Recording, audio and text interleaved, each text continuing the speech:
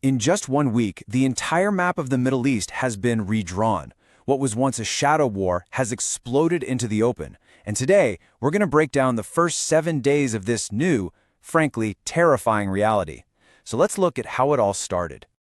Right out of the gate, this conflict began with just an overwhelming show of force. We're talking more than 200 U.S. and Israeli fighter jets screaming across the sky in the first wave alone.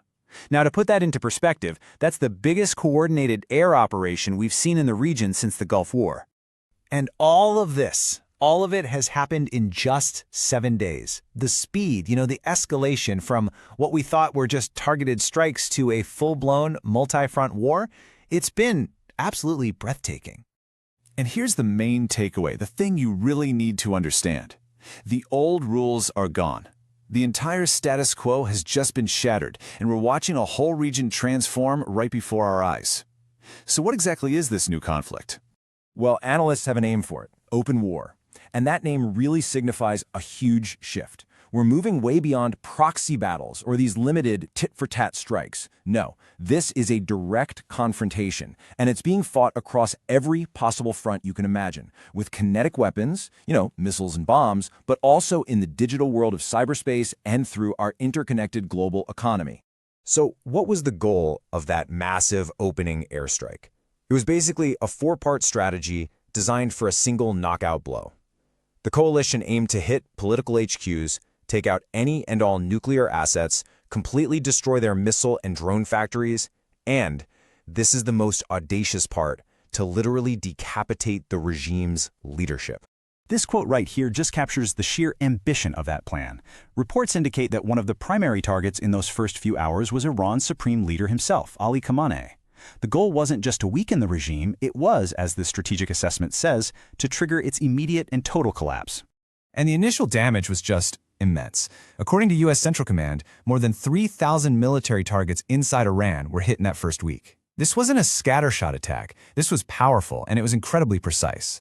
The military doctrine at the heart of this was something called blinded operations. And the idea is actually pretty simple. If your enemy can't see, they can't fight back effectively.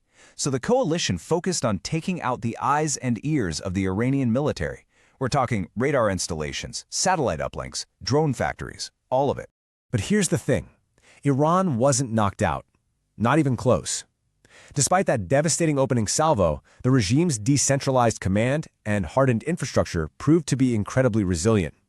They activated their deeply buried underground missile cities. These are vast complexes designed specifically to survive a first strike, and they unleashed a massive wave of retaliation.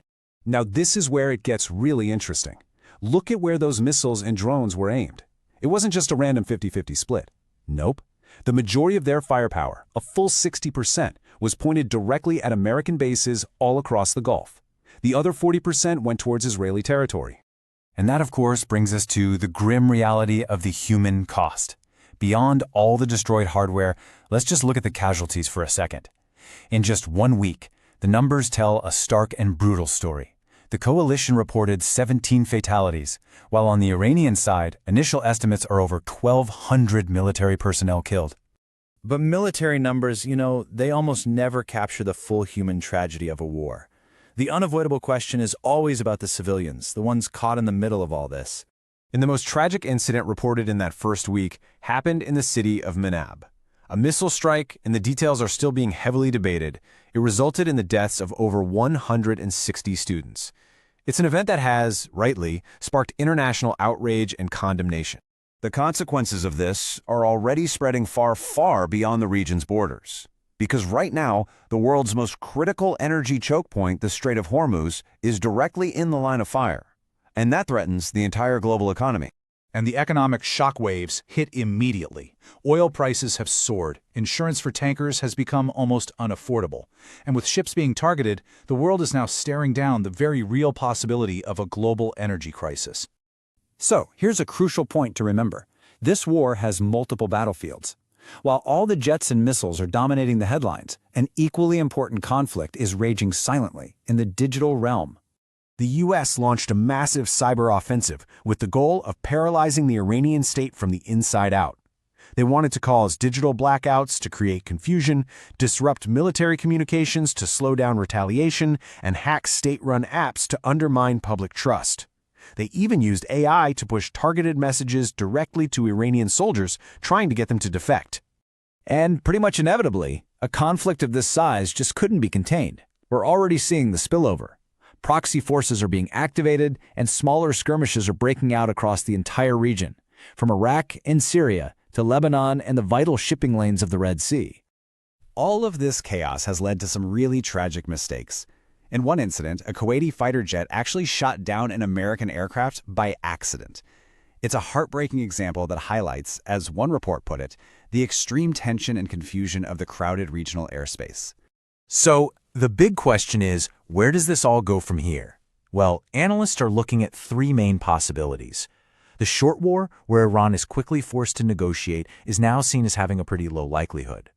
What's much more likely is a long, grinding war of attrition. But the terrifying wildcard here is a full regional conflagration, which has a moderate chance of actually happening.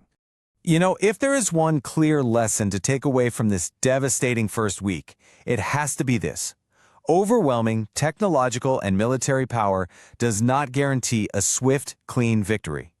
Iran's ability to absorb that first punch and strike back hard proves that resilience and strategic depth can be a powerful counter to technical superiority. Which leaves us with this final critical question.